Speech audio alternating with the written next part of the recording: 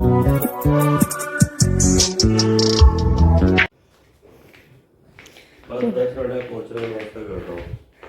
Hello guys, ये आ गए हैं हम। आज है मॉर्निंग का टाइम, जिस दिन है सगाई।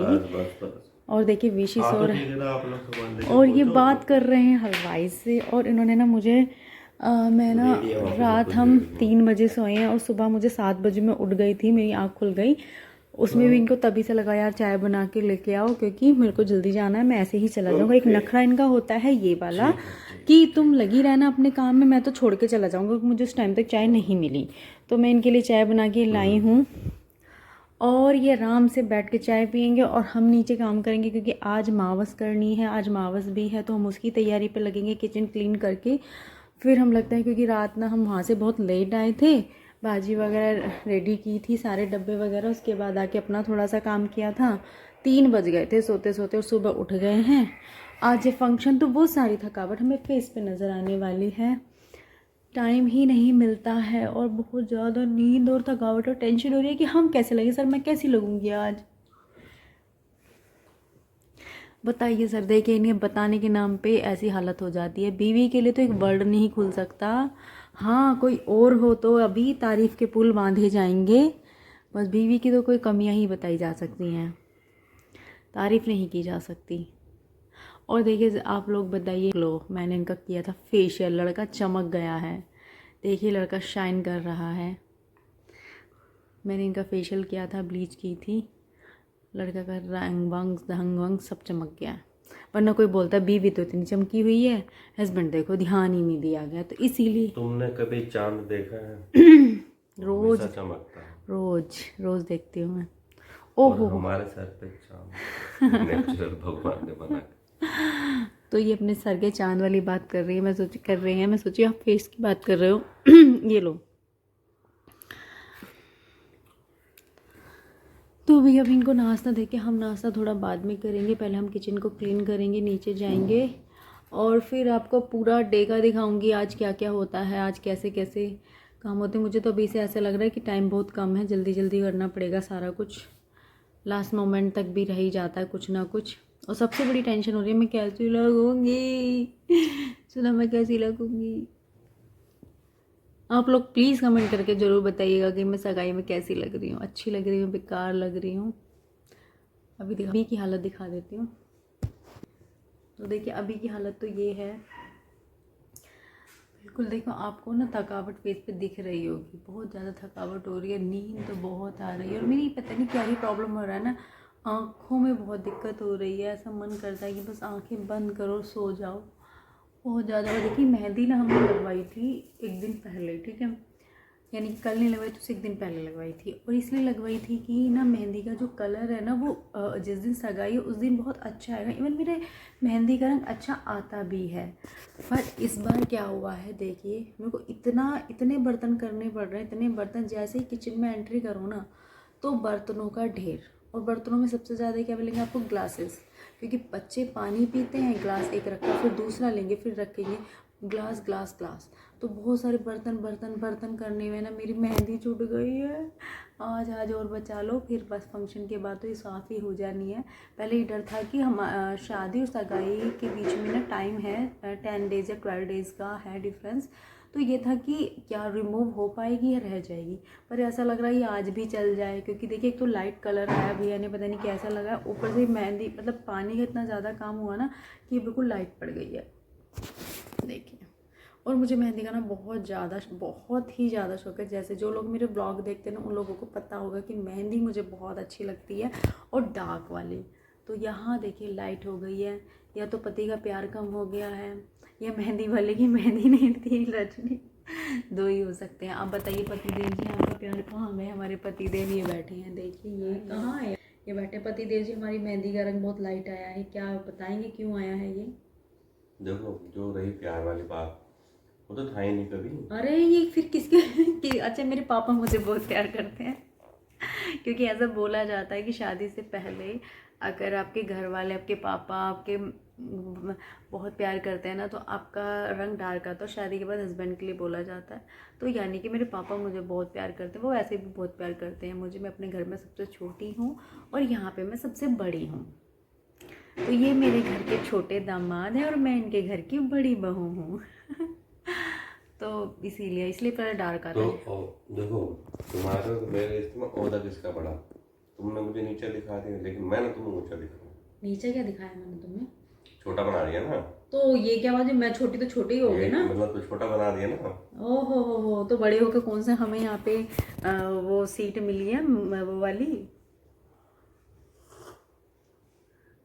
जबकि बड़े जो घर के बड़े होते हैं ना, उन पे जिम्मेदारियाँ ज़्यादा होती है। जो छोटे होते हैं ना, उनके लिए हो जाता है यार छोटा है छोड़ना कोई बात नहीं, उस पर इतना बर्डन नहीं होता है, उन पर इतनी चीज़ों की प्रेशर नहीं होता है। जो बड़े होते हैं उन पर जिम्मेदारियाँ ज़्यादा होती हैं। और मायके में छोटा बड़ा सब बराबर होते हैं, सारे बहन भाई बराबर होते हैं, वहाँ पे कोई ऐसा नहीं होता। हाँ, ससुराल में छोटे बड़े का बड़ा रोल होता है। चलो कोई बात नहीं। अब हमारी देवरानी भी आने वाली है, जिसका मुझे बहुत बेसब्री से इंतज़ार था। किसी को हो ना हो, मुझे तो बहुत इंतज़ार था कि हाँ चलो एक आएगी बिल्कुल मेरे बराबर वाली। इसमें भी एक बात है ना। बोलो। मेरे ऑफिस में जब मैं अकेला काम करता था तो मुझे बहुत बर्डन पड़ता था। फिर एक और ज्वाइन किया तो मुझे बड़ी खुशी, चलो छूट मिलेगी तो। हाँ, तो मैं भी तो यही बोल रही हूँ कि मुझे भी ज्वाइन करने वाली आने वाली है।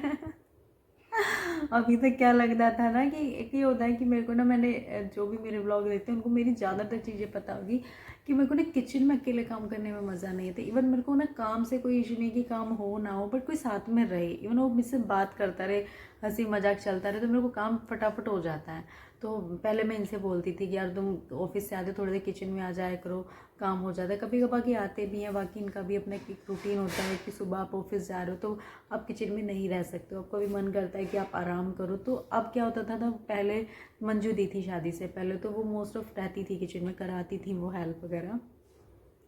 उसके बाद तन्नू दी ने ले लिया है वो। अब तन्नू दी होती हैं तो वो रहती हैं किचन में, जब तक मैं काम वाम कर रही हूँ वो कुछ कर रही है, ये कुछ कर रही है, मतलब काम वो इतना कम करती है, मैं हंसी मजाक इधर उधर किया तो मेरे काम ऐसे हो जाता, मुझे पता ही नहीं चलता कब काम ख़त्म हो गया।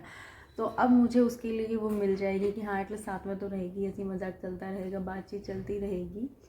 तो इसीलिए, क्योंकि जब पहले क्या था ना, अभी लोगों को क्या लगता है कि ज़्यादातर लोग कमेंट भी करते हैं और मेरी वीडियोस जो भी देखते हैं शॉर्ट्स वीडियो, सबको लगता है क्या है भी कि मेरा और तन्नू दी का बाउंड बहुत अच्छा है। वो है बहुत अच्छा, रियल में बहुत अच्छा है, पर ये बाउंडिंग पहले उतनी अच्छी नहीं थी। ये बाउंडिंग पहले मंजू दी के साथ उतनी अच्छी थी, क्योंकि मंजू दी की शादी नहीं हुई थी तो उनके साथ था मेरा ये वाला बाउंड। पर मैं तब सोशल मीडिया पर एक्टिव नहीं थी, वीडियोज़ नहीं डालती थी, तो वो कभी दिखा नहीं किसी को।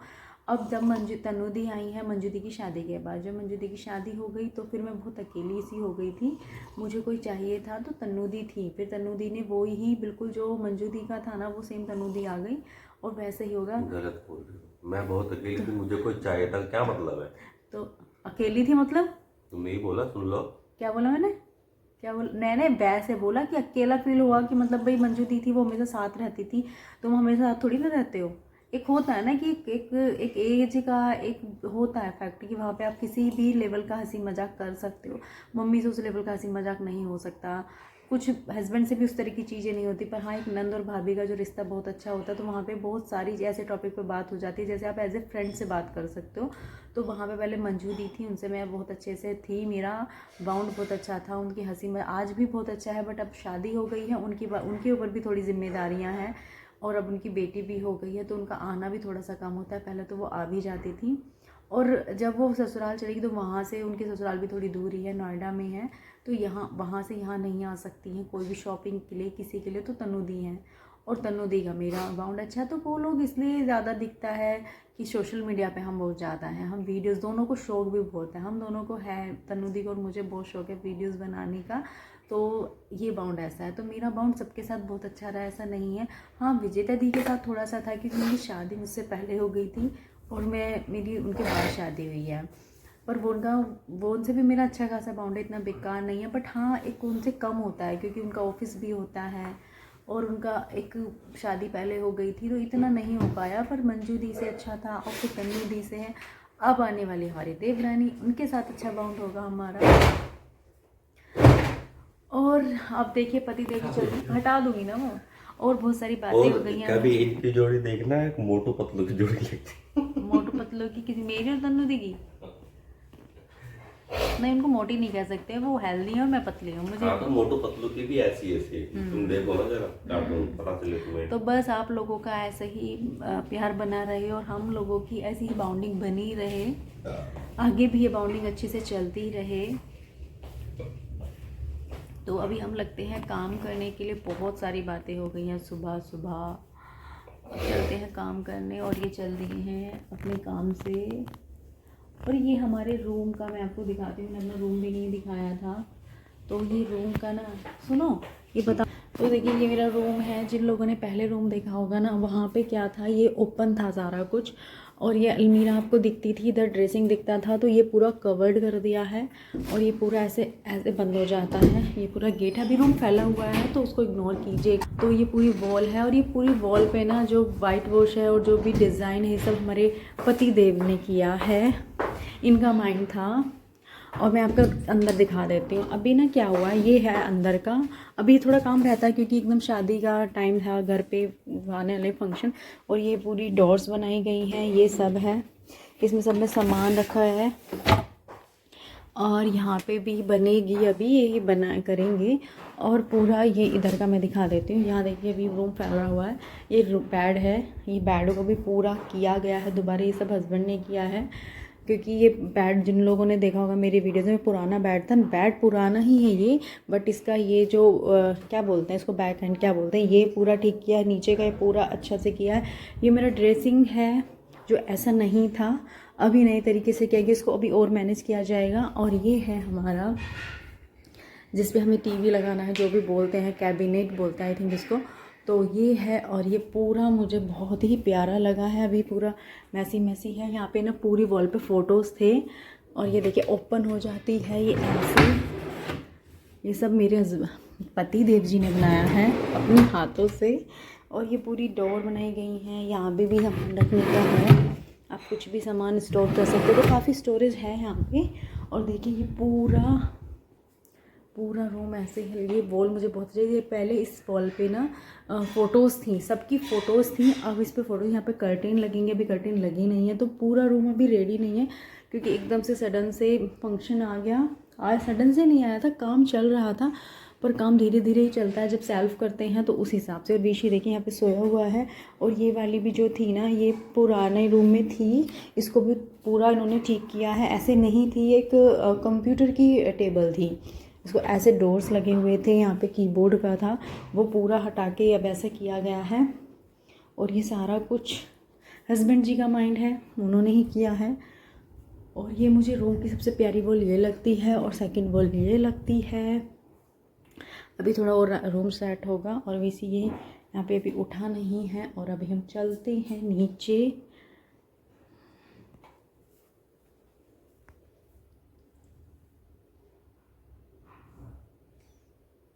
तो यहाँ से देखिए ऐसी फ़ोटोज़ आती हैं, ऐसी वीडियोज़ आती हैं। अब हम चलते हैं नीचे काम करने के लिए।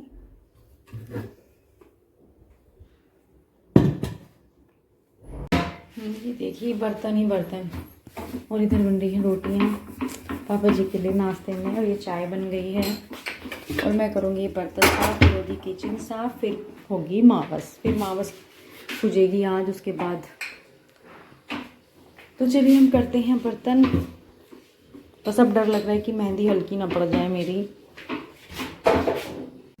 तो देखिए सबसे पहले मैंने अपना रूम क्लीन कर दिया है। नीचे अभी मावस का पूजने का मम्मी कर रही हैं क्योंकि कोई भी गेस्ट आएंगे तो उनको बैठने के लिए स्पेस चाहिए और आज बहुत गर्मी भी लगती है। तो मैंने वैसे रूम ठीक कर दिया है, फिर मैं चली जाऊँगी रेडी होने के लिए। तो यहाँ भी सब मैंने समेट दिया है जो भी फैला हुआ था सामान। तो बस अभी मैं जा रही हूँ बीशी को नहलाने के लिए। और बीशी को नहलाना है, उसको नाश्ता कराना है, उसको रेडी करना है, मतलब उसको घर के ऊपर में रेडी करके फिर मैं जाऊंगी।